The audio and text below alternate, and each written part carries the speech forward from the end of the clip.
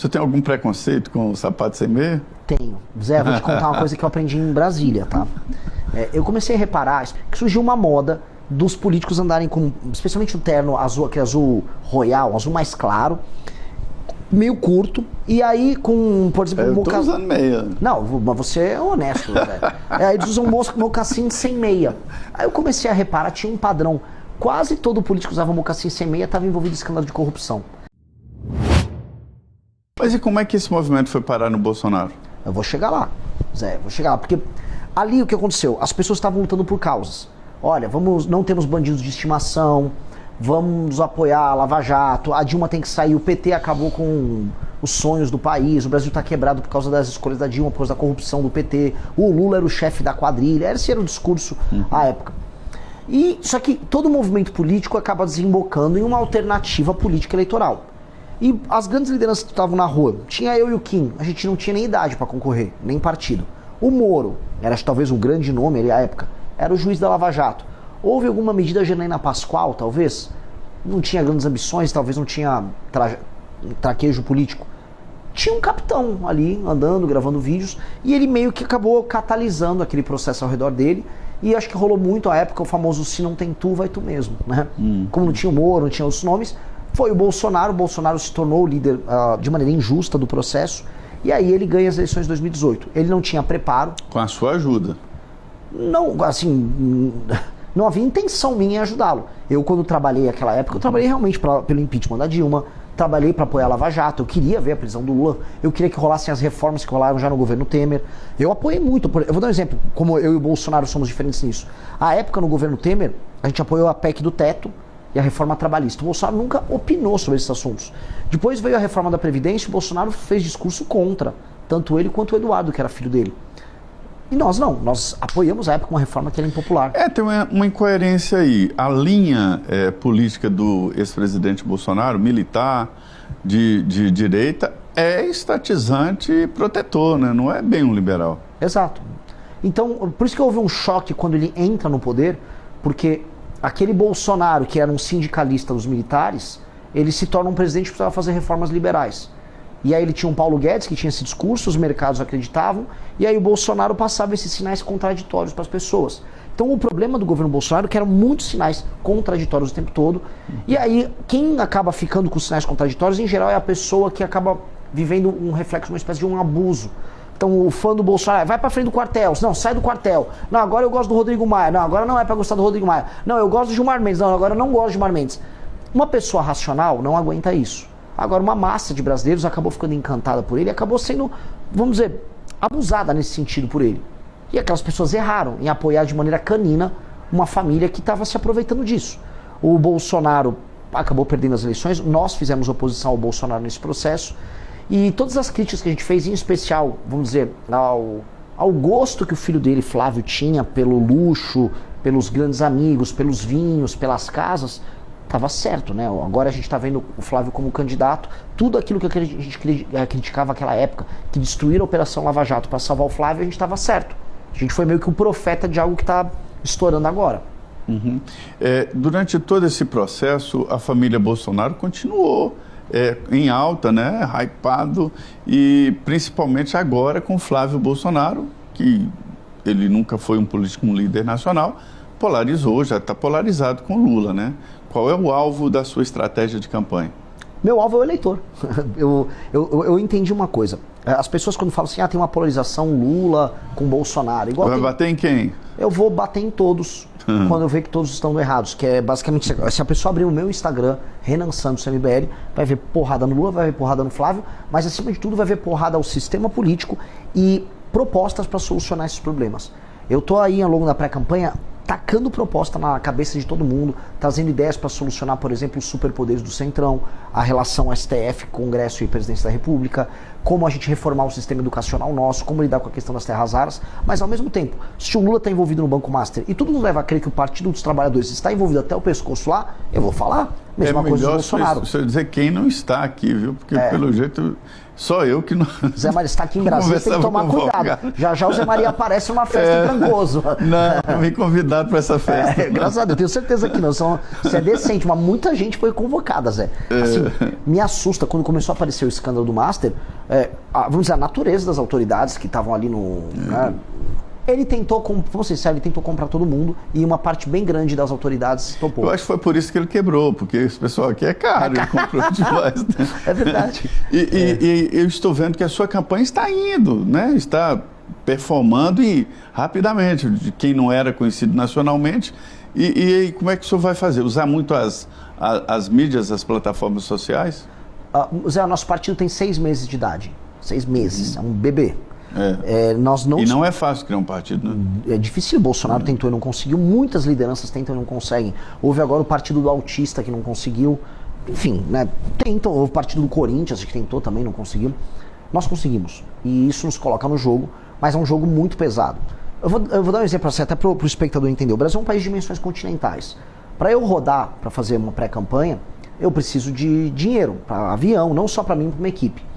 Quando eu chego nos lugares, precisa de hotel, tem alimentação, você tem equipe de filmagem, lugares perigosos, eu arrumo briga com o crime organizado, preciso de segurança, tudo isso custa muito. Então todas as doações que chegam acabam sendo direcionadas para a gente tocar esse projeto de expandir o partido e apresentar minhas ideias ao redor do Brasil. Só que como o Brasil é tão grande, tão grande, tão grande, fazer isso de carro eu não consigo cobrir o Brasil todo. E meus concorrentes... Nenhum estado como Minas Gerais. Nada. Minas, se eu tentasse fazer, seria impossível. E é um dos 27. Imagina o Mato Grosso, que é gigantesco. Imagina o Amazonas, Pará. Então, agora eu entendo os que usam jatinho. Eles com o jatinho, por isso que as campanhas custam milhões. Um voo de jatinho é uma fortuna. Eles vão rodando de um lugar para o outro e eu falo, pô, mas essa viagem aqui que esse pré-candidato está fazendo, 2 semanas de viagem, todos esses voos de jatinho, isso custou milhões. E a gente não vê a declaração, né, na campanha, nas contas de campanha. Aí era de um amigo, emprestaram. Mas é isso que acontece. São campanhas caríssimas. Se as campanhas estão custando tão caro, alguém, e não está declarado em geral, alguém está pagando. E esse alguém costuma se favorecer depois no final. Vamos lembrar uma coisa? Nada de graça. Nada. Vamos lembrar. Bom, especialmente financiamento de filmes, né? Pra gente falar de um caso aqui que tá em... né? Porque eu tô falando de filmes no plural porque nosso amigo Vorcaro financiou aparentemente 3 filmes, né? De 3 lideranças políticas diferentes. Né, para não ficar só no Dark Horse ali dos Bolsonaro. Falando nisso, eu estou vendo que o senhor estava consertando aqui a meia. O senhor tem algum preconceito com o sapato sem meia? Tenho. Zé, vou te contar uma coisa que eu aprendi em Brasília, tá? Eu comecei a reparar, especialmente a partir de 2019, 2020, que surgiu uma moda dos políticos andarem com, especialmente o terno azul, aquele azul royal, azul mais claro, meio curto, e aí com, por exemplo, eu tô usando meia. Não, mas você é honesto, velho. Aí eles usam mocassim sem meia. Aí eu comecei a reparar, tinha um padrão. Quase todo político que usava mocassim sem meia estava envolvido em escândalo de corrupção. Eu juro, eu passei lá no MBL e vai ter uma regra no partido, eu vou fazer... Proibir o sapato sem meia. Eu vou proibir. Se eu ver um político com sapato sem meia, eu vou suspeitar que ele está envolvido em escândalo de corrupção e já vou mandar ele na hora pro Conselho de Ética. Porque é batata. Vi o político com mocassim sem meia, falei... Vem um escândalo aí. É impressionante. Jatinho também, né? Jatinho também, mas em geral ele sobe no jatinho com mocassim sem meia. Ele entra lá. É impressionante. Zé, é impressionante. É um dos melhores testes que possa ter. Melhores testes. Pois é, mas o preconceito da meia é muito bom. Mas posso te falar, ó, até mostrando aqui pra câmera, ó, eu faço questão, ó, venho com a meia aqui, ó, no talo, lá no alto, justamente pra mostrar que eu sou incorruptível. Tá certo. E aí, nessa pré-campanha, o senhor tem andado, né, pelo país. Qual é a reação das pessoas ao seu discurso? Surpreendente. Porque eu como eu disse, assim, não apenas eu não estou, né, alinhado ao lulismo nem ao bolsonarismo. Eu enfrento muito o centrão. Então a minha ideia é enfrentar os problemas nacionais onde o problema está acontecendo, mesmo que isso desagrade o eleitor. Então eu fui para o Ceará, eu rodando pelo interior do Ceará, eu comecei a tratar de pacto federativo e gestão dos municípios. Eu fui falar da gestão dos municípios, que estava mal feita em boa parte dos municípios, e explicando, olha, ainda o dinheiro nem veio daqui. O dinheiro pelo pacto federativo, que está sustentando essa gestão mal feita, veio lá de São Paulo, veio do Rio, veio de Minas, veio do Paraná. Vocês são um município deficitário num estado deficitário. E a classe política aqui precisa ser substituída, porque os serviços sociais, o saneamento básico, a educação não está sendo entregue para as pessoas, mesmo com o dinheiro chegando, porque o dinheiro chega, Zé. O fundo de participação dos municípios chega na conta dos municípios. Muitos municípios dependem do FPM. A maioria. Município pequeno, mais de 98%. O que eu acho um erro, viu? Eu acho que todo município deveria existir, ou então deixar de existir um extra, uma obra, tudo bem, mas depender fundamentalmente de fundo... Eu sou bem claro, um critério para a administração dos municípios, no projeto nosso chama Lei de Responsabilidade Gerencial, é o município se tornar independente do ponto de vista financeiro. E outra, nós vamos ter que fundir municípios. Não dá para ter um monte de município insolvente. Câmara de Vereadores, municípios, secretaria disso. Exato, que é um critério, Zé, que é assustador. Municípios em que 10% menos de 10% da arrecadação total venha do próprio município, eles são totalmente insustentáveis. Sabe por quê? Porque esses 10% não conseguem pagar nem a folha de pagamento do município. Ou seja, se o município não é capaz de arrecadar o dinheiro para pagar os próprios funcionários, ele está só tirando o dinheiro das pessoas. Para nada, inutilmente. Então é meio que desesperadora a situação dos municípios brasileiros. Houve ali logo depois da Constituinte de 88 um boom, criaram vários municípios. Mais de 1000 municípios. Município de 800 mil habitantes e tal. Aí depois houve uma decisão do Supremo que travou. Hoje é impossível criar um município. Recentemente nos Estados Unidos eu vi lá a facilidade de criar um município. É fazer um plebiscito. E pronto, criou seu município. Mas é o seguinte, você criou o município, então tá bom. Escola, posto de saúde, estrada, tudo com por vocês. sua conta. Exato. Vira um condomínio, né? Exato. E também nasce daí aquela diferença de ninguém quebrar nada, porque está quebrando algo seu. É como se fosse um condomínio. Exatamente. É que aqui, o que acontece? Os municípios, eles não se preocupam em ter arrecadação, em ter atividade econômica, e ficam com o pires na mão, recebendo emenda de deputado e cobrando que aumente o FPM. Aí, mesmo com esse dinheiro chegando, eles não cumprem metas de desempenho em nenhuma área. Educação, saúde, segurança, nada. E ficam só com o pires na mão, ajudando a classe política do Estado a se retroalimentar. Este é o maior problema do Brasil, Zé. Porque este é o problema que gera o famoso Centrão. O Centrão é basicamente um grupo de políticos, especialmente deputados, que mandam suas emendas para esses prefeitos espalhados por esses municípios ao redor do Brasil. E esses prefeitos não têm nenhum compromisso em melhorar a vida das pessoas. Eles geram os votos para os caras do Centrão, desviam um pedaço de emenda, usa o caixa 2 da emenda para comprar voto aqui e ali, reelege o político deputado, esse deputado fica lá em Brasília com uma faca no pescoço do presidente, não importa qual, e o ciclo roda. A vida não melhora, só que quem está pagando essa conta? Um outro Brasil que está trabalhando e produzindo. Então tem um Brasil que trabalha e produz e paga a conta dessa improdutividade, e tem um Brasil improdutivo. O que nós precisamos fazer? Botar o Brasil improdutivo para trabalhar. Não dá mais para viver com o Brasil improdutivo mandando. Eu vou até te fazer quase uma provocação, quase como se eu fosse um entrevistador, mas você conhece Brasília. Quem manda no Brasil são representantes do Amapá, Maranhão, Piauí, Rondônia, Roraima, ou seja, os estados menos produtivos do Brasil têm uma representação política maior do que os mais produtivos, é ou não é? Isso foi armado durante o processo constituinte. Sim. Norte e Nordeste se uniram contra o Sul e Sudeste. E aí impuseram primeiro uma barreira. São Paulo teria mais de 100 deputados, mas foi embarreirado em 70. Só pode ter 70. E um município pequeno tem no mínimo 8 deputados federais e 3 senadores. É o caso do Amapá, que tem 750 mil habitantes, tem 8 deputados federais, 3 senadores, o presidente do Senado e o líder do governo no Senado. Isso tudo é o Amapá. E o IDH e as de lá? emendas? Eu não sei para onde vai tanto dinheiro. O IDH de lá é um desenvolvimento humano baixíssimo, qualidade de vida baixíssima, prostituição infantil, todo assim. Um homem que administra mal um estado desses, vir aqui em Brasília e mandar no resto do Brasil é um erro. É como eu pegar o técnico de um time de futebol que está na Série D e colocar ele para administrar a seleção brasileira. Isso é errado, mas a democracia brasileira permite isso.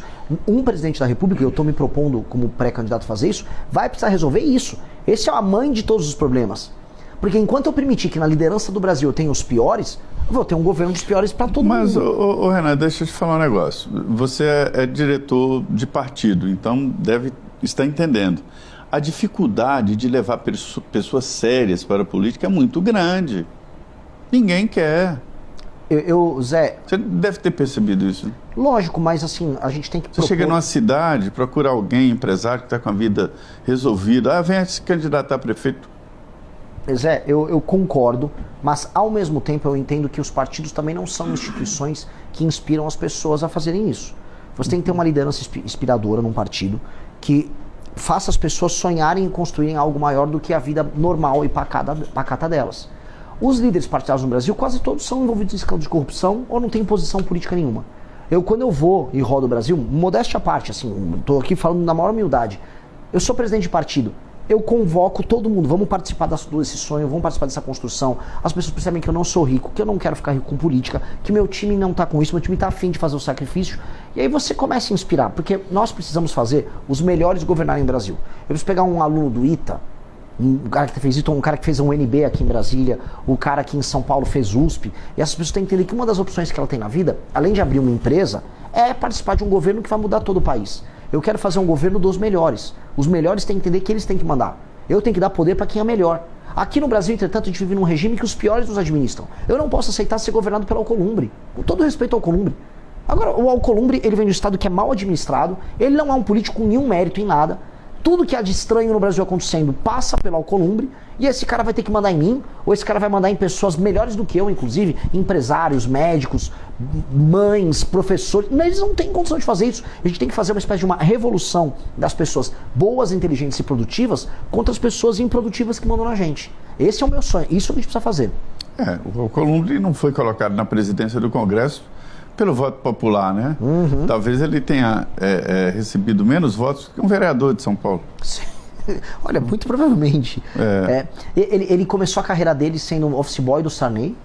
A família dele, ela meio que ela nem traficava, ela vendia, vamos dizer, ouro pra lá pra Guiana. Hoje eles dominam a parte de combustíveis lá no acho Amapá, né? Mais da metade dos postos de gasolina no Amapá são da família dele. Ou seja, ele se tornou um colosso político. E mesmo sendo um colosso político, o estado dele continua muito, muito pobre. Sim. A vida não melhora no Amapá. O Amapá não consegue ter uma ligação por terra com o resto do Brasil. Isso é uma loucura. Isso é assustador. E aí o cara vai e manda no Brasil. Quer dizer, um cara que participa de um grupo político que torna um estado ruim como o Amapá, fica basicamente vivendo mal. Mas vem cá, isso não é preconceito, não? Contra Lógico um que estado não. Pobre, não é um... Então, sendo bem sincero, você acha que as pessoas gostam de viver lá? Eu tive no Maranhão, Zé. Eu tive no Maranhão. As pessoas querem ir embora do Maranhão. E eu fui no Maranhão e falei exatamente isso que eu falei. Viver aqui é horrível, as estradas são horríveis, vocês são tratados como bichos. As cidades não são sustentáveis. Se a gente quiser melhorar a vida de vocês aqui, eu preciso apontar o problema. Eu não posso ser, Zé, condescendente com uma pessoa que está vivendo mal e está sendo explorada politicamente por uma classe política horrível. Eu tenho que libertar ela. E a libertação vem com a verdade. A verdade liberta. Eu posso fazer o que todo político que vem de São Paulo, do Centro-Sul, faz lá no Nordeste, que é chegar, Ting Dim, tá com a musiquinha, vou comer um cuscuz aqui, comer uma buchada. Isso é enrolar as pessoas. Você prefere indicar os problemas. Eu preciso falar os problemas e falar, se viver aqui fosse bom, as pessoas não estavam migrando para outros lugares. O único lugar no Nordeste hoje que está com um saldo positivo no fluxo migratório é a Paraíba. É só a Paraíba. De resto, as pessoas estão indo todas embora. Salvador, a população diminuiu. Bahia, a população está indo embora. Maranhão, o pessoal está indo para Goiás. Pará, que não é Nordeste, mesma coisa. O pessoal do Pará está indo embora. Eu estive nessa semana lá em Recife, para comemoração dos 20 anos do blog do Magno, conversava com um empresário muito bom, Eduardo Monteiro, e ele falando exatamente da administração da Paraíba, né, que não é de agora, né, já vem sendo administrado um estado superavitário. Sim. Talvez o segredo esteja exatamente no controle fiscal, né? Olha, se tem uma coisinha, o administrador público não precisa ser brilhante. Se tiver controle fiscal, metas e indicadores na administração pública, e lei e ordem, segurança, as coisas começam a acontecer. As pessoas não são idiotas. Lá no Nordeste, as pessoas não são imbecis. Nem um pouco. Se você prover meios para que as pessoas possam trabalhar e viver a vida delas, elas resolvem a vida delas. Agora, o Estado está em permanente estado de sabotagem com essas pessoas. Uma coisa que eu vi, por exemplo, sul do Maranhão. O Maranhão é um lugar muito mal administrado. O agro chegou lá. Está em balsas. Os gaúchos Exato. A gauchada juntou com os maranhenses, chegou um cearense, os paraenses lá no meio, tá andando. Agora ninguém dá estrada para eles, o cara não consegue escoar a produção dele porque não tem estrada. Ele tem insegurança também, porque é perigoso morar no Maranhão. Se o Estado fizer o básico, eles se resolvem. Então tem um problema aqui, porque, vamos dizer, a classe política nos estados do Nordeste, e do Norte também, ela é especialmente ruim. Não estou falando que no Centro-Sul a classe política é boa, não. Temos graves problemas. Só que definitivamente quando eu comparo, não é igual. Não é igual. Se eu comparar o Eduardo Leite, governador do Rio Grande do Sul, com o governador lá, com o Brandão, lá no Maranhão, não é igual. O Brandão é 1000 vezes pior do que o Eduardo Leite. E os políticos ao redor do Brandão são 1000 vezes piores do que os políticos ao redor do Eduardo Leite. Mesmo eu não concordando com o Eduardo Leite, muitas coisas na linha dele. O Eduardo Leite apenas é melhor. O Tarcísio em São Paulo, ele é melhor do que o Jerônimo na Bahia. Efetivamente. E o time que o Tarcísio tem é melhor. Posso não concordar muita coisa com o Tarcísio, mas é melhor. Então, eu preciso superar essa classe política muito ruim que está fazendo a vida das pessoas, especialmente nas regiões norte e nordeste, ser ruim. Por isso que elas estão indo embora. Você falou muito aí em desequilíbrios, né? Desequilíbrios regionais. Eu sempre pergunto o porquê da América do Sul nunca se desenvolver, né? O continente europeu se desenvolveu, foi lá para frente, a América do Norte, e a América do Sul ficou presa, que a Argentina que houve um momento que se desenvolveu. E aí a conclusão que eu chego, o diagnóstico, é a política mal feita. Sim, são as instituições, é a forma como o capital humano é gerido. O maior ativo que um país tem não são riquezas naturais. Agora a gente vai falar só de terra rara agora no Brasil. É o capital humano. Se você não cria capital humano, o seu país vai ser uma porcaria. E como é que cria o capital humano? Não só investir em educação, mas ter um ambiente de negócios bons em que as pessoas enriqueçam. As pessoas enriquecerem e você investir na educação delas, uma coisa retroalimenta a outra. E fazer as pessoas ganharem dinheiro é ter um regime de competitividade que aumente a produtividade das pessoas. Ou seja, um Estado tenha regras simples, que não cobre muitos impostos, que os serviços sociais funcionem, que os contratos são cumpridos, que contratar e demitir uma pessoa seja fácil, como é nos melhores lugares do mundo, que abrir e fechar uma empresa não seja difícil, não seja um crime você fechar uma empresa, como acontece aqui no Brasil, para as pessoas poderem tomar risco e empreender, que ter energia elétrica abundante e barata não seja um absurdo, que ter uma estrada que ligue uma cidade a outra também não seja, nossa, um grande investimento. É o básico. Quando você entrega esse básico, você consegue fazer com que as pessoas possam fazer negócio entre si, criar empresas, gerar riqueza, estudarem e se capacitarem. E aí você faz com que o capital humano puxe todo o resto. Um recurso natural, como as terras raras que nós temos no Brasil, sem capital humano, só são um monte de pedregulho. Então, eu vou dar um exemplo das terras raras, porque todo mundo está falando sobre isso, ninguém sabe sobre esse assunto. O Brasil tem 20% das reservas mundiais de terras raras. A nova economia desse século vai depender disso. Se você pedir hoje para uma empresa brasileira conseguir não só tirar essas terras raras da terra e processar, não tem uma empresa brasileira que consiga fazer isso. O processamento das terras raras, que é separar esses componentes dessa pedra bruta, é super custoso. É um processo que... 1%, eu acho que é gerido aqui no Brasil, né? É 1% da produção mundial. E o processamento, em geral, mandam tudo para a China fazer. A China processa mais de 90% das terras raras do mundo. E acho que ela minera coisa de 70%. Ou seja, o mundo manda para a China processar. O que a China tem nas terras raras? Capital humano. Hoje, a gente não tem um capital humano. A gente não investiu em capital humano, porque o Brasil não liga para o capital humano. Então, não tenho capital humano, eu não vou conseguir processar a própria riqueza. Veja, quando o Brasil fez esse investimento em capital humano, Zé, a gente investiu lá nos anos 60, 70 para ter a Embrapa. Mandou um monte de gente para estudar lá fora. Aí você teve, vamos dizer, a capacitação também das escolas de agricultura no Brasil. Teve Viçosa, teve Exalc, teve inúmeras. Que você formou uma massa de agrônomos que resolveram a terra do Brasil que... Você conhece, né? Acho que você é da área. A terra não é boa no Brasil, a terra do Brasil é complicada. Eu estudei na escola pública federal lá em Barbacena, na agropecuária. E assim, teve que preparar a terra, o cerrado, a acidez do cerrado. Esses técnicos criaram o agro super desenvolvido que nós temos. E a Embraer? Foi um investimento que a gente fez no ITA. O que tem em comum tanto a Embrapa quanto o ITA? Tecnologia, capital humano. Capital humano. É isso, formou gente que sabe pensar. Nós temos que formar gente que sabe pensar. A América Latina não quis fazer isso. Renan, uma conversa boa, ela é muito rápida. Só para encerrar, a disputa pela presidência, ela é justa? É uma disputa justa? Uma eleição equilibrada? Ela é como ela é. Ela é como ela é. Ela nunca vai ser completamente justa, mas você tem que ter força e você tem que falar a verdade e aí você quebra todas as diferenças. É isso que eu acredito. E eu não vou reclamar, eu não vou chorar as dores de quem tem menos recursos do que os demais. Eu vou trabalhar.